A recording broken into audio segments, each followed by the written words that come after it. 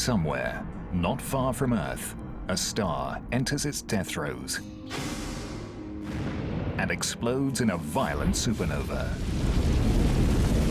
leaving in its wake the strangest phenomenon in the cosmos, a black hole. Our galaxy may be infested with millions of them. But now, there's evidence of something even more ominous. Black holes of unfathomable size and power. That's a big galaxy, and right down at the center, you can't see it, a black hole that's got a mass that approaches 1 billion suns. Astronomers are now studying them in unprecedented detail and finding they are bigger, stronger, and more destructive than anyone imagined. We'd like to think black holes are far, far away.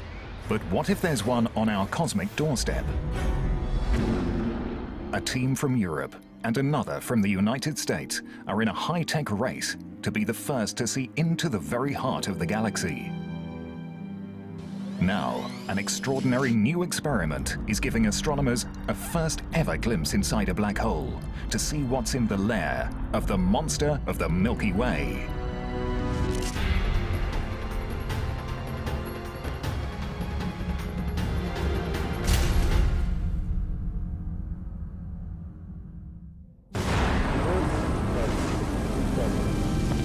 A new era in astronomy has begun.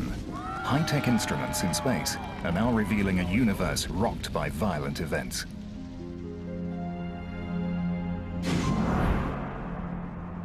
JPL-COM, Chandrosi. In the distant galaxies, astronomers have witnessed space and time shattered by eruptions so vast they boggle the mind. To put this on sort of an Earth scale, it's equivalent to about 1 trillion atomic explosions. But what could produce such awesome power? Whatever it is, it lives at the center of our own Milky Way. Scientists now believe it is the largest and most powerful object in the universe, and yet it emits no light. It is called a black hole. First suggested by Albert Einstein's equations, a black hole is space and time twisted into a furious knot. But the great scientist believed it could never exist in nature.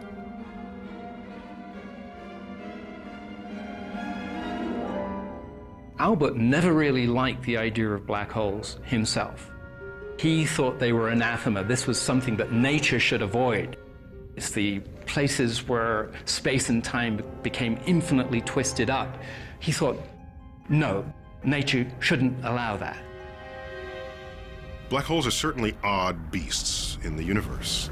They were thought to be peculiar, so peculiar as to perhaps not even really exist in the real world. Simply because your equations show that they can exist doesn't require that the real universe has them. That there is something strange and powerful lurking in the center of our galaxy first became clear 75 years ago. Early radio telescopes recorded a hiss like the sound of steam.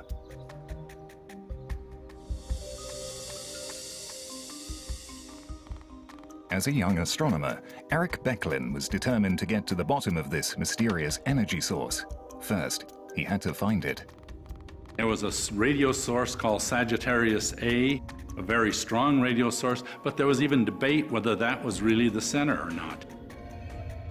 Astronomers knew that the centers of other galaxies are tightly packed with stars, but when they tried to see into the center of our galaxy, those stars were obscured behind a thick veil of dust. There is so much dust between us and the galactic center, it is completely opaque. You do not see the stars in the galactic center. The most powerful telescopes cannot see it. Becklin knew that some kinds of light, invisible to our eyes, can make it through the dust. Infrared, for example, travels in slightly longer wavelengths. Infrared radiation gets through the dust because its wavelengths are longer and the dust just kind of rides on the infrared wave. In the 1960s, Becklin bought an infrared detector from a military contractor and attached it to the end of a telescope. It was in August of 1966. It was a beautiful night.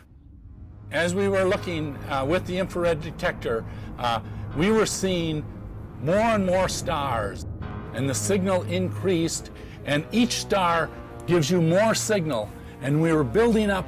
As we were getting closer to the center, more and more stars. We were actually seeing through the dust for the first time, and then came to a peak, and then back down again. And I knew immediately that that was the center of our Milky Way, and that I was the first person to actually see the stars in the very core of our galaxy. Eric Becklin had discovered the very heart of the Milky Way, the exact location of the mysterious energy source. But its staggering power meant that this was no ordinary star.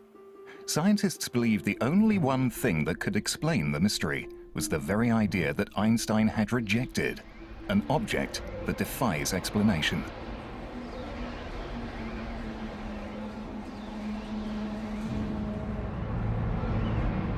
What's a black hole? It's this monstrous, mysterious thing. It's a point of infinite density. We don't know how to wrap our brains around that. It's a region where space and time have closed in on itself. A black hole is a region of space where the pull of gravity is so immense that not even light can escape it. You reach the point where light cannot even come out. And if light can't come out, you're not coming out. And if light plus you are not coming out, it's a black hole. There's no other phrase we can possibly use to describe it.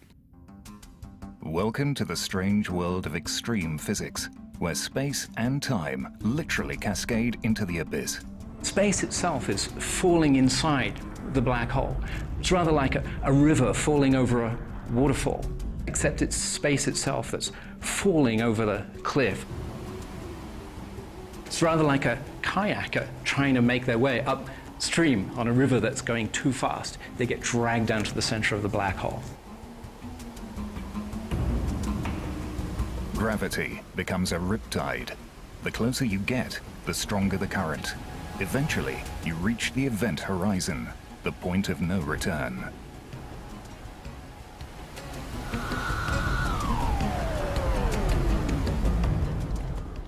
Matter goes inside the surface of the black hole, shrinks down to the very center, where it gets destroyed in a region of infinite warp space and time, and it's gone. The gravity at your feet, if they're close to the black hole, is a little bit stronger than the gravity at your head, and you feel that as something that is tearing you apart. The tidal forces unrelentingly getting stronger as they exceed the molecular forces that bind your flesh.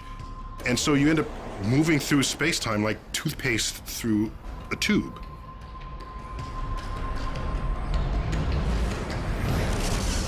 And ultimately, you will pull your atoms apart. You will be, as we say. As strange as they are, black holes are a product of the familiar universe of stars and gravity.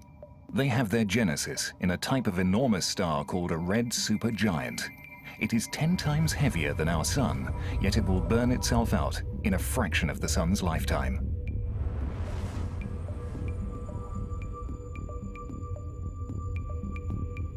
Deep inside, the crush of gravity sends temperatures roaring above 1 billion degrees. Helium and carbon fuse into heavier elements: oxygen, silicon, sulfur. Then, the star implodes under its own immense gravity, sending a shockwave roaring out. The star digs itself deeper into space travel and now goes supernova in a violent explosion. What's left is a dense core of subatomic particles, a neutron star, only about 16 kilometers across. It's so dense that a teaspoonful of neutron star matter would weigh about 1 billion tons. Eventually, the gravitational pressure will be so large that the neutrons themselves will be crushed, and there'll be nothing left to stop the collapse.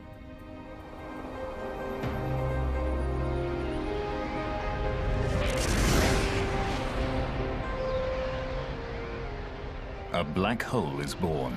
It's 1 million times the mass of the Earth, but compressed so tightly, it literally exits the known universe. Now, the effect of that mass is still in our universe.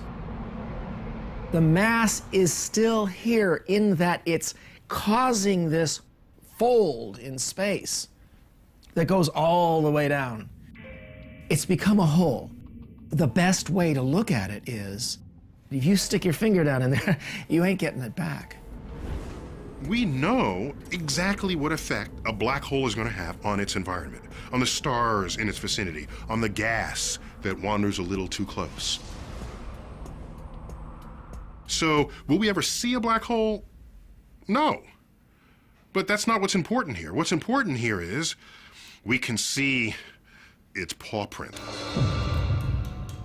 In search of a black hole's paw print, Eric Becklin is on a lifelong quest to probe the center of our galaxy.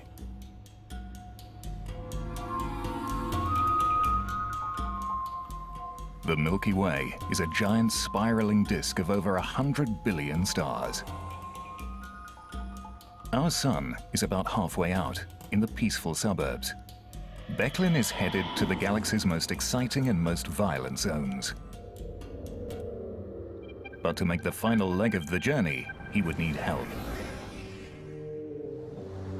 So he turned to a rising star in astronomy. Andrea Getz believes that the key to finding a black hole at the center of our galaxy lies in tracking the stars that buzz around it. For about 3 decades or so, there has been this question of whether or not our galaxy harbors a supermassive black hole at its center. And the key to answering this most definitively is to watch stars at the center of the galaxy orbiting. Getz's team set up at the newly built Keck telescope on the summit of Hawaii's Mauna Kea volcano, the largest telescope ever built. Our view to the center of the galaxy is absolutely superb.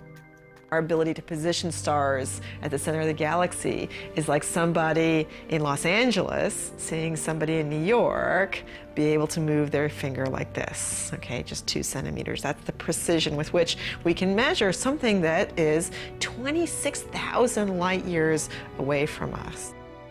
Madeline, we're ready to go? The conclusive experiment to be done that really demonstrated that it was a black hole was to follow the orbits of individual stars very, very accurately and with the highest precision possible. But the stars in the center of the galaxy were not the only thing Getz and Becklin had to keep track of. Another group, working in the mountains of Chile, was hot on the same trail, led by Reinhard Genzel from Germany. This guy here. Yeah. It's a little too dense to be just a random collection. We suspect that in the galactic center there may be hiding very massive black holes. To really be sure that there are black holes, we have to go in there as close as we can, so we can make measurements really good enough now that we can say it must be a black hole. Both teams wanted to be the first to prove that our galaxy harbors a supermassive black hole, but Genzel and his team had a 3-year head start. The amazing precision of Keck is the ace in the hole for Getz and her team. Mark Morris is a veteran of the Galactic Center search. The German group had already started to make headway on the Galactic Center even while we were deciding to pursue this. So we knew that in a head-to-head competition that as long as they were using the small 2.2 meter telescope that they were using compared to our 10 meter telescope, that we would blow them away. Bright speck on the top of this inset. That's the star which really has given us the essential clue for the black hole. It was certainly high excitement, but on the other hand, we would have to compile like at least 5 years of data before we could see the stars move. But what kind of cosmic monster was pulling the stars along? This is our roadmap, and that's the center of our galaxy. There's a large cluster of stars that are orbiting the center of our galaxy. Basically, the way this experiment works is you take an image, you see where all the stars are, and then you come back sometime later and you take another image and you look to see if they've moved. So the second time we took an image, we knew we